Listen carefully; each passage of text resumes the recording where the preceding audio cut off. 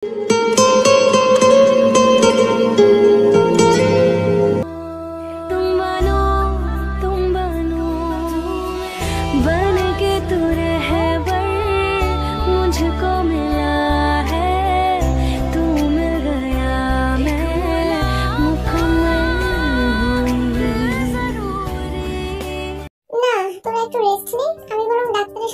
বলি থেকে বাসায় নিয়ে যাওয়ার ব্যাপারে। আজকের দিনটা থাকুক ওখানে, যদি আবার সিরিয়াস কিছু হয় বাসায় আসার পরে আমি এই বিষয়ে ডাক্তারের সাথে কথা বলছি। আচ্ছা ডাক্তার কি বলছে জানাস? ঠিক আছে। কল কেটে জাঙ্কুক আবার ডাক্তারের সাথে কথা বলার উদ্দেশ্যে ডাক্তারের চেম্বারে ঢুকতেই তিনি দাঁড়িয়ে যান। আরে মিস্টার জিয়ন, আপনি? ম্যাম ঠিক আছেন? হ্যাঁ আপনি বসুন, আমার কিছু কথা আছে আপনার সাথে। অবশ্যই বলুন। এখন কি থেকে বাসায় নিয়ে যাওয়া যাবে? যদিও তেমন কোনো ক্ষতি হয়নি, কিন্তু এখানে অন্তত একদিন থাকাটা বেটার ছিল। তাহলে উনি নিজেই একজন ডাক্তার, আমার মনে হয় না তেমন কোনো অসুবিধা হবে। ওনার জন্য আমি কিছু ওষুধ লিখে দিচ্ছি, সময় মতো সেগুলো ওনাকে নিতে হবে। উনি উঠলেই ওনাকে নিয়ে যেতে পারবেন আপনি। ওহ থ্যাঙ্কস। সরি মিস্টার জিয়ন, আপনাকে একটা কথা বলা হয়নি। কোন কথা? ম্যামের রক্ত স্বল্পতা, ওনার দিকে একটু খেয়াল রাখবেন। এখন এক ব্যাগ রক্ত নিলে ওনার জন্য ভালো হবে, কারণ এমনিতেই মাথা থেকে রক্ত গেছে। ঠিক আছে, রক্তটা বাসাতেই দিয়ে দিব। জাঙ্কুক ডাক্তারের কাছ থেকে ফিরে এসে দেখে তে এখনো ঘুমাচ্ছে। জাঙ্কুক আবার কল করে সুগাকে বিষয়টা জানায়। তারপর তার কাছে এসে ঘুমন্তপুরের ঘুম ভাঙার অপেক্ষা করতে থাকে। অবশেষে রাত 8টার দিকে তার ঘুম ভাঙে। তেকে নিয়ে বাড়িতে চলে আসে জাঙ্কুক। সুগা আর জিমিন সাথে একজন নার্সও, মূলত তেকে রক্ত দিয়ে দেওয়ার জন্য ওনাকে এখানে নিয়ে আসা। জাঙ্কুক তেকে নিয়ে রুমে চলে যায়। রুমে যেয়ে নিজে ফ্রেশ হয়ে আসে। তারপর জিমিন এসে তার ড্রেস চেঞ্জ করে ওকে ফ্রেশ করিয়ে দেয়। আর তের আম্মু এসে ওকে হালকা কিছু খাবার খাইয়ে দেয়। কিন্তু বিপত্তি বাঁধে রক্ত দেওয়ার সময় তে কিছুতেই রক্ত নেবে না। বিগত 15 মিনিট ধরে জাঙ্কুক তেকে বোঝাচ্ছে, কিন্তু তে কিছুতেই রক্ত নেবে না। এক প্রকার কান্না করছে তে। এত বড় একজন ডাক্তার নাকি রক্ত নিতে ভয় পাচ্ছে? শুধুমাত্র ভেনি পাংচার করা হবে তাই সবাই তের এই কাণ্ড দেখে হাসবে নাকি কাঁদবে তা ঠিক বুঝে উঠতে পারছে না। একটুও লাগবে না, আমাকে বিশ্বাস কর জান। তুমি বললেই হলো, আমি দেখেছি কত লাগে এটাতে, আমি নিব না রক্ত। জাঙ্কুক এবার হতাশ হয়ে তাকায় তের দিকে। তারপর উঠে দাঁড়িয়ে নার্সকে উদ্দেশ্য করে বলে, আপনি এদিকে আসেন, আমি ওকে ধরছি। একদম কাছে আসবে না, কাছে আসবে না, জাঙ্কুক ভাই বাঁচাও। জান ট্রাস্ট মি, একটা পিঁপড়ে কামড়ালে যেমন লাগে ওই রকম লাগবে, তার থেকে একটু বেশি লাগে না। মিথ্যা বলছো তুমি, কাছে আসবে না, ধরবা না আমাকে। তের ভাই কান্না করে দিয়েছে।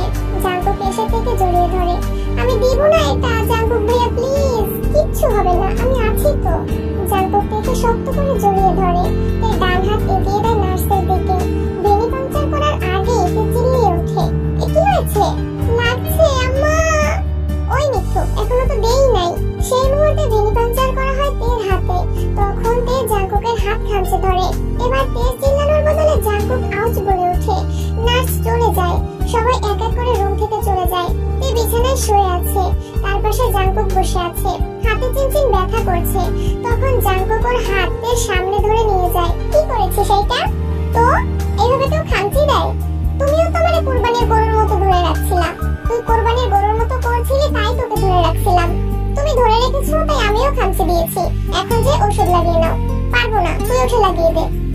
কত খারাপ তুমি। ওভাবেই গেলে 2 ঘন্টা পরে তের হাত থেকে স্যালাইন খোলা হয়। ব্যথায় হাত নাড়াতে পারছে না। আসলে এতক্ষণ ভেনি পাংচার করা ছিল, তাই হালকা ব্যথায় আর হাত অবশ হয়ে যাওয়ার কারণে তের হাত নাড়াতে পারছে না। তের আম্মু এসে থেকে খাবার খেয়ে দিয়ে যায়। জাঙ্কুক ডিনার করে এসে দেখে তে বাম হাত দিয়ে ফোনে খুব কষ্ট করে কিছু একটা করতে যাচ্ছে, কিন্তু পারছে না। তের এই অবস্থা দেখে জাঙ্কুকের ভ্রু কুঁচকে আসে। সামনে এসে ফোনটা হাতে নিয়ে নিতে বলে, দেখি কি এত ইম্পর্টেন্ট জিনিস যে বাম হাত দিয়ে করা লাগছে।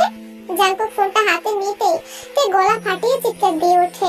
আচমকা এমন চিৎকার শুনে বেচারা জাঙ্কুকের হাত থেকে ফোন পড়ে যায়। তে তাড়াহুড়ো করে ফোনটা ডান হাত দিয়ে নিতে যেয়ে ব্যথা পায়।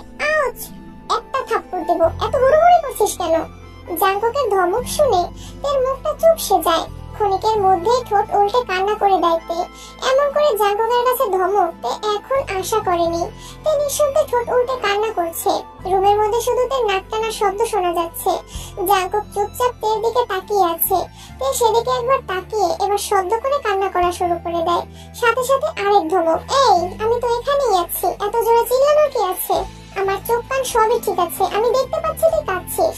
দেখতে পাচ্ছ তো এভাবে খাম্বার মতো দাঁড়িয়ে আছো কেন? কান্না থামাতে পারো না? তুমি সত্যি একটা খারাপ লোক।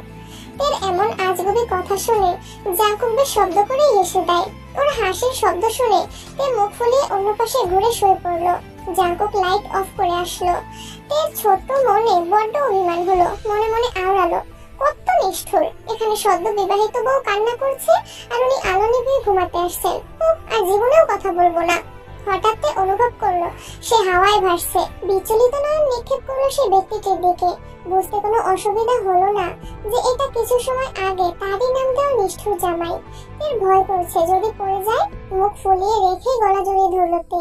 সাথে সাথে নিষ্ঠুর ব্যক্তিটি রসিক কণ্ঠে বলে উঠলো, তুই না রাগ করে আছিস? তাহলে গলা জড়িয়ে ধরেছিস কেন? এক ঝটকায় হাত সরিয়ে নিল তে।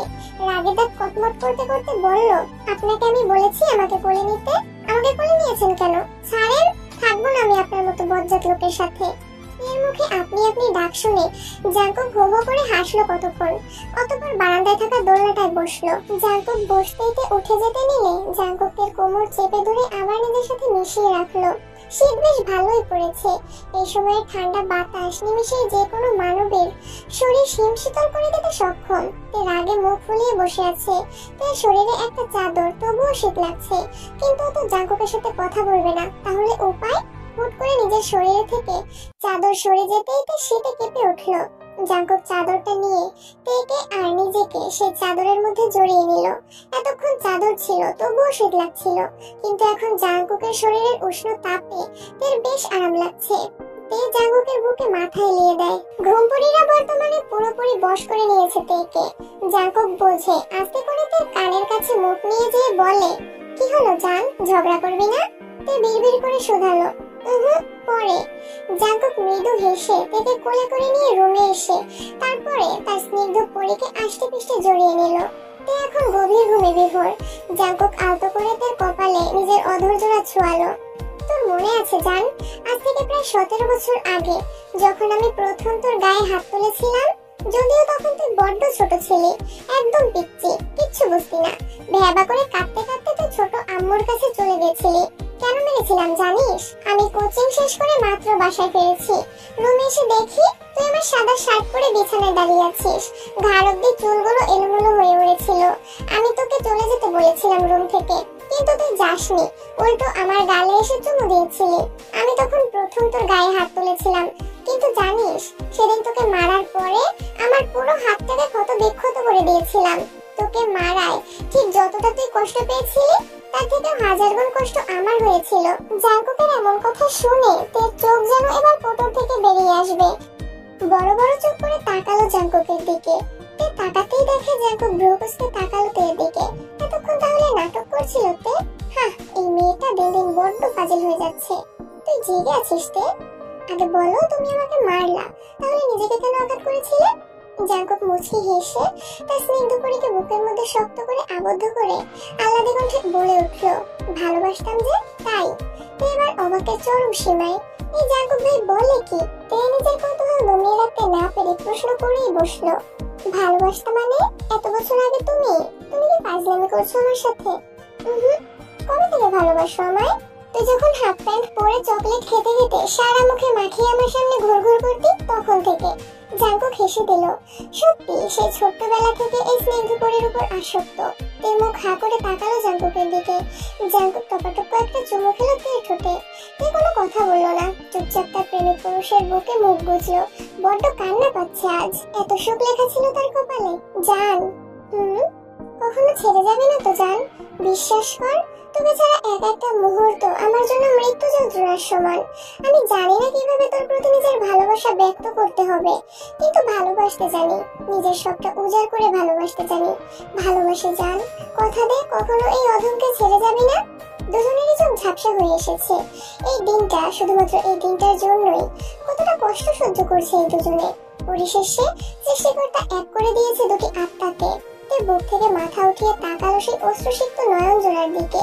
এই চোখ জোড়াকে তে কখনোই কাঁদতে দেখেনি, তবে ব্যতিক্রম তো তের বেলায়। তেকে হারিয়ে ফেলার ভয়ে হাজারবার কেঁদেছে এই চোখ দুটো।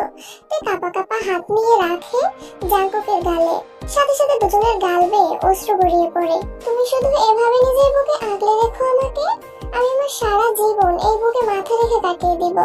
সাথে সাথে জাপটে জড়িয়ে ধরে জাঙ্কুক তেকে হু হু করে কেঁদে ওঠে। তেও যে তাই। এই কান্নাটায় যে কতটা ভালোবাসা প্রশান্তি আছে তা হয়তো জাঙ্কুক তে আর আল্লাহ ব্যতীত আর কারো জানা নেই। এভাবে যে কখন ঘুমের রাজ্যে পাড়ি জমিয়েছে দুজন তাও জানা নেই। সূর্যের লুকোচুরিতে ঘুম ভাঙে তের। বুকের উপর ভারী কিছু অনুভব করতে চোখ পিট পিট করে তাকায় সেদিকে। ঘুমন্ত জাঙ্কুকের মুখশ্রী দেখে নিজের অজান্তেই বুকের মধ্যে সুখের ফোয়ারা বয়ে যায়। এই মানুষটা তার, একান্তই তার জাঙ্কুক ভাই। আলতো হাতে মাথায় হাত বুলিয়ে দিয়ে উঠতে যাইতে তবে পারে না। জাঙ্কুক আরো শক্তপোক্ত হাতে জড়িয়ে ধরে বুকে মুখ গুজে দেয়। বেলা তেমন একটা হয়নি, হয়তো 8টা বা 8:30 বাজে। তে আর ওঠে না, ওভাবে চুপচাপ মাথায় হাত বুলিয়ে দিতে থাকে আর অতীতের স্মৃতি বিচরণ করতে থাকে। এখন অতীতের কথা ভাবলেই শুধু ভয়ঙ্কর এক অধ্যায়ের কথা মনে পড়ে। ইস, কি ভয়ঙ্কর ছিল সেই অধ্যায়। তবে পরিশেষে জাঙ্কুক আজ পরিপূর্ণ একে অপরকে পেয়ে আল্লাহর দরবারে লাখো কোটি শুকরিয়া জানাইতে ঘড়ির কাঁটায় 10টা বাজতে গেল। ঘুমিয়ে পড়েছে আবার। জাঙ্কুকের ঘুম ভাঙে। উপরে মুখ তুলে তাকিয়ে তেকে দেখে মুচকি হেসে আলতো করে ওষ্ঠজোড়া নিয়ে ছোঁয়ালো তের কপালে। ভালোবাসি ভালোবাসি ভালোবাসি, বড্ড ভালোবাসি আমার স্নিগ্ধ পরীকে। জাঙ্কুক উঠে যায়। ফ্রেশ হয়ে এসে দেখে তে উঠে বসে আছে। চোখ না খুলেই বসে বসে ঢুলছে। জাঙ্কুককে আসতে দেখে বাচ্চাদের মতো হাত বাড়িয়ে দেয় ওর দিকে। জাঙ্কুক এসে জড়িয়ে ধরে তেকে। বেশ কয়েক মিনিট ওভাবেই থাকার পরে জাঙ্কুক ডাক দেয় তেকে, কিন্তু তের কোনো সারা শব্দ নেই। শেষে নিজেই কোলে করে নিয়ে যায় ওয়াশরুমে। এখন ফ্রেশ হয়ে ব্রেকফাস্ট করে ওর ওষুধ খেতে হবে, তাই এখন আর ঘুমানো যাবে না। জাঙ্কুক তেকে ফ্রেশ করিয়ে দিয়ে বিছানায় এনে বসায়। পায়ের ব্যথা এখন কেমন আছে? আগে থেকে একটু বেটার। একদম বিছানা থেকে নামবি না, আমি এক্ষুনি আসছি। জাঙ্কুক চলে যায়। বেচারাদের সাহসে কুলায় না জাঙ্কুকের কথা অমান্য করার, তাই চুপচাপ ওভাবেই বসে থাকে। কিছু সময় পরে জাঙ্কুক খাবার নিয়ে এসে তেকে খাইয়ে দেয় আর ওষুধও খাইয়ে দেয়। তারপর ল্যাপটপ নিয়ে এসে আবারও কাজ করতে শুরু করে। কি যেন একটা ইম্পর্টেন্ট প্রজেক্ট নিয়ে এখন ও ঘাটাঘাটি করছে। ইদানিং কাজের চাপটা একটু কম, কিন্তু এই প্রজেক্টটা শুরু হলে কাজের চাপ কয়েক গুণ বেড়ে যাবে। তাই বসে বসে ফোন টিপছে, কিন্তু এখন প্রচুর বিরক্ত লাগছে তের। সেই আধা ঘন্টা ধরে এই জাঙ্কুক ল্যাপটপ নিয়ে বসে আছে, একটা কথাও বলছে না। তে মনে মনে বলে, হ্যাঁ, এই ল্যাপটপটাকে দেখলে মনে হয় এটা আমার জলজ্যান্ত একটা শৌখিন, সবসময় এইটা নিয়ে পড়ে থাকে। ফোন রেখে গুটি গুটি করে জাঙ্কুকের সামনে এসে দাঁড়ায়। জাঙ্কুক ল্যাপটপের দিকে চোখ রেখেই বলে, কি চাই? তোমাকে চাই। তের কথা শুনে জাঙ্কুক ভ্রু কুঁচকে তাকায় ওর দিকে। তে কি বললো এটা? নিজের কথা এবার নিজেই লজ্জা পেয়ে গেছে তে। ইয়ে মানে আসলে আমি, ওকে চান, am ready, come on. Jungkook দুষ্টু হেসে ল্যাপটপ রেখে তের দিকে হাত বাড়িয়ে দিয়ে ওর কাছে আসার জন্য ইশারা করে। তে পট করে সরে যায়। আমি আমি এমন কিছু বলি নাই তো। তাহলে কি বলেছিস জান?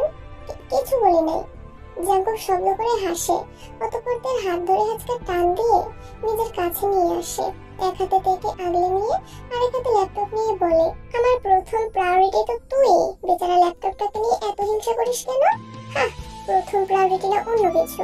সবসময় তাই বজ্জাতের ঘরের বজ্জাত ল্যাপটপটা নিয়েই পড়ে থাকো তুমি। জাঙ্কুক হাসে। এই পাগলিটা ওর জন্য সামান্য ল্যাপটপটাকেও হিংসা করে। জাঙ্কুক তার কপালে নিজের ঠোঁট ছুঁয়ে দিয়ে আবার কাজে মনোযোগ দেয়। আর তে নিজের মর্জি মতো জাঙ্কুকের বুকে আঁকিবুকি করতে শুরু করে। আর ক্ষণে ক্ষণে এটা ওটা নিজের জাঙ্কুকের সাথে কথা বলে। কেটে গেছে একটি শীত। গত বছর বসন্তে জিমিনের কোল আলো করে এসেছে জিসান। বর্তমানে ওর বয়স প্রায় 1 বছরের কাছাকাছি। জিসুক এখন বেশ বড় হয়ে গেছে। 9 বছর বয়স এখন জিসুকের। এখন সুগা আর জিমিনের পরিবার যেন পরিপূর্ণ হয়েছে। জেহোপার আয়ুর একটা মেয়ে সন্তান হয়েছে। ওর বয়স প্রায় 3 বছর। বাকি রইল জাঙ্কুক এবং তে। 8 মাস 17 দিনের অন্তঃসত্ত্বা। বাকি 15 দিন পরে তে ডেলিভারি ডেট। জাঙ্কুক এখন তের প্রতি খুবই স্ট্রিক্ট। গত মাসে সমস্ত কাজ থেকে ছুটি নিয়েছে সামনে 2-3 মাস পর্যন্ত। যদিও তে বারবার বারণ করেছে জাঙ্কুককে, তবুও জাঙ্কুক তো কারো কথা শুনবে না। এই 8 মাস 17 দিনে প্রতি সপ্তাহে তে চেক আপ করানো হয়েছে, কিন্তু একবারের জন্য আল্ট্রাসাউন্ড করা হয়নি। এর জন্য অবশ্য জাঙ্কুকই বারণ করেছে। তো আগে থেকে জানতে চায় না, নিজের সমস্ত ভালোবাসা জমিয়ে রাখতে চায় ওদের অনাগত বেবির জন্য। খাবার দাবার নিয়ে বাহানা করাতে নিত্যদিনের অভ্যাস, আর ডিম দুধ তো বাদই। কিন্তু জাঙ্কুকের চড় থাপ্পড়ের ভয়ে সব মুখ বুজে সহ্য করতে হয় তেকে। তার শরীরে রক্তের পরিমাণ কম, সেই জন্য জাঙ্কুকের চিন্তার শেষ নেই। পুষ্টিকর খাবার খাওয়ানো, ঠিকমতো যত্ন নেওয়া, সবই জাঙ্কুক অক্ষরে অক্ষরে মেনে চলে। তবুও তার রক্ত স্বল্পতা ঠিক হচ্ছে না। এই 8 মাসে প্রায় 4 বার রক্ত নেওয়া লেগেছে তেকে।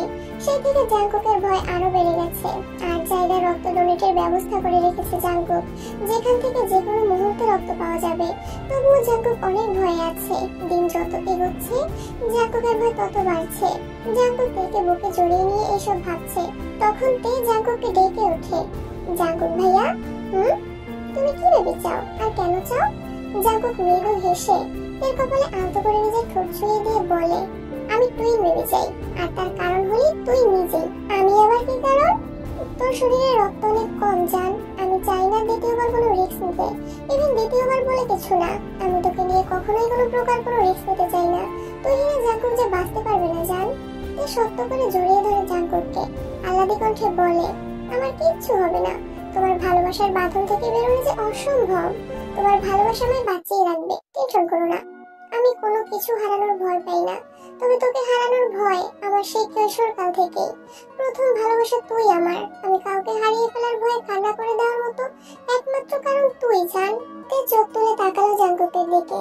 জাঙ্কুকের মনের ছটফটানি তে খুব ভালোই উপলব্ধি করতে পারছে। জাঙ্কুক আরো শক্ত করে তেকে জড়িয়ে নেয়, যেন ছেড়ে দিলেই কোথাও হারিয়ে যাবে। ভালোবাসি, ভীষণ ভালোবাসি। জাঙ্কুক ওভাবেই তেকে জড়িয়ে ধরে ছটফট করতে করতে ঘুমালো। আর তে ঘুমালো জাঙ্কুককে শান্ত করার চেষ্টা করতে করতে। পরের দিন জাঙ্কুক একটা জরুরি কাজে এসে যাওয়া লাগে। সেই সকালে বেরিয়েছে, এখন ঘড়ির কাঁটায় রাত 10টা বেজে 8 মিনিট। চিন্তায় চিন্তায় অস্থির হয়ে গিয়েছে তে। সুগা আরো 2 ঘন্টা আগেই ফিরে এসেছে, কিন্তু জাঙ্কুক কেন ফিরছে না এখনো? তে অস্থির হয়ে ড্রয়িং রুমের সোফায় বসে আছে। পাশে জিসুক নানা রকম গল্প করছে তের সাথে। শীতের কারণে রাতের খাবার খেতে এখন পর্যন্ত কেউ আসেনি। জাঙ্কুকের আম্মু সবাইকে ডাক দেয়, সবাই এসে ডিনার করতে বসে। সুগার জোড়াজোড়িতে তেকেও বসতে হয়, কিন্তু কেন জানি গলা দিয়ে খাবার নামছে না। বড্ড ভয় করছে। সেই আগের মতো অস্থির বোধ হচ্ছে তের। এ যেন কোনো খারাপ কিছুর ইঙ্গিত। খাবার শেষ করে সবাই মিলে ড্রয়িং রুমের সোফায় বসে আছে। জিসানের সাথে খেলা করছে সবাই, আর অপেক্ষা করছে জাঙ্কুকের ফেরার। ভাইয়া বল, জাঙ্কুক ভাইয়াকে একবার কল দাও না। আমি কল করেছিলাম, ও কল রিসিভ করে নাই। হয়তো কোনো জরুরি কাজ করছে, কিছুক্ষণের মধ্যেই চলে আসবে, টেনশন করিস না। এই অবস্থায় টেনশন করা তোর আর বেবি দুজনের জন্যই খারাপ। সুগার কথা শেষ হতে না হতেই কলিং বেল বেজে ওঠে। তের ভয়ে চমকে ওঠে। জাঙ্কুক এসেছে ভেবে দ্রুত যে দরজা খুলে দেয়, কিন্তু জাঙ্কুককে দেখে তের অন্তরাত্মা কেঁপে ওঠে। সবাই অবাক জাঙ্কুককে এই অবস্থায় দেখে। সাদা শার্ট পুরোটাই রক্তে ভিজে শুকিয়ে গেছে, মাথার চুল একদমই এলোমেলো। তে ছুটে আসে জাঙ্কুকের কাছে, বিচলিত কণ্ঠে বলে, কি হয়েছে তোমার? এত রক্ত কেন? কোথায় ব্যথা পেয়েছো? তের চোখে পানিতে ঝাপসা হয়ে গেছে। জাঙ্কুকের কাছে আসতে যাবে, তার আগেই জাঙ্কুকের পেছন থেকে একজন মেয়ে বেরিয়ে আসে। মেয়েটির মাথায় ব্যান্ডেজ করা, হাতে ব্যান্ডেজ করা। মেয়েটিকে দেখে বাড়ির সবাই যেন এবার অবাকের চরম সীমায় পৌঁছে গেছে। তে আবারও জাঙ্কুককে প্রশ্ন করে, ওকে তুমি ওকে এখানে কেন নিয়ে এসেছো? কি হয়েছে ওর? জাঙ্কুক জিমিনকে বলে মেয়েটিকে নিয়ে সোফায় বসাতে। জিমিন ভাইয়ের কথা মতো মেয়েটিকে ধরে সোফায় নিয়ে যেয়ে বসায়। তের ভয় করছে ভীষণ। এ কোন বিপদের আভাস তা জানা নেই, তবে খুব ভয় করছে তের। জাঙ্কুক এসে তেকে জড়িয়ে ধরে, তেকে শান্ত করার চেষ্টা করে। বাইরে থেকে তে স্বাভাবিক থাকলেও ভিতরে ভিতরে ভয়ে তাণ্ডব চলছে। জাঙ্কুক, এই মেয়েটা কে?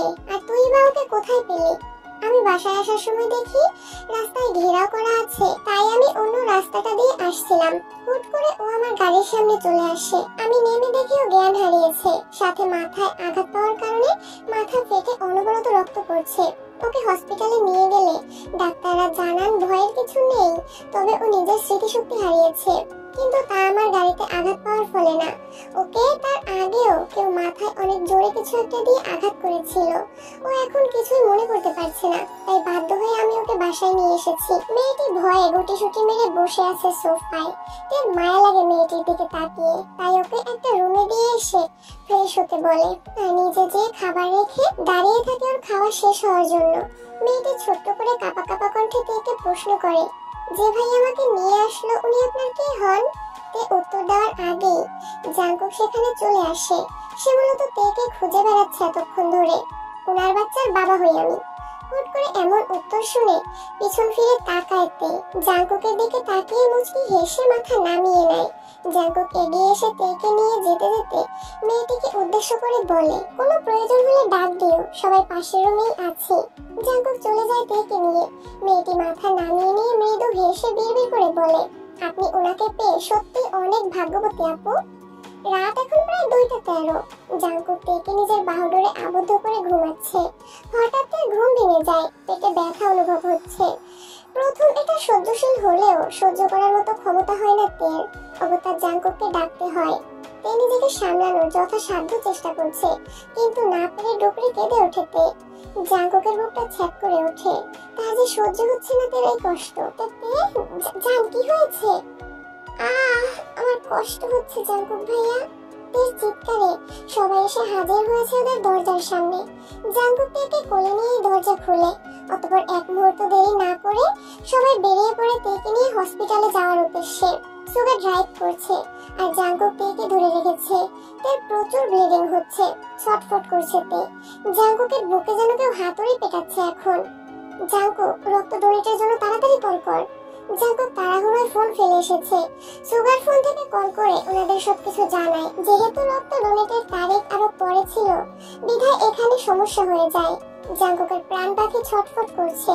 এই বুঝি খাঁচা থেকে বের হয়ে যাবে। সুগার, রক্ত ডোনেটের জন্য কোথাও কাউকে পাওয়া যাচ্ছে না। ডেলিভারি ডেট অনুযায়ী আমাদের বলেছিলাম, এখন কি করব? জাঙ্কুক জান, এই তো আরেকটু চলে এসেছি। আরেকটু জান। এই সুগা, তাড়াতাড়ি ড্রাইভ কর, আমার জানের কষ্ট হচ্ছে। তে ব্যথায় জাঙ্কুকের হাত খামচে ধরে রক্তাক্ত করে দিয়েছে। তবে সেদিকে বিন্দুমাত্র ভ্রুক্ষেপ নেই জাঙ্কুকের।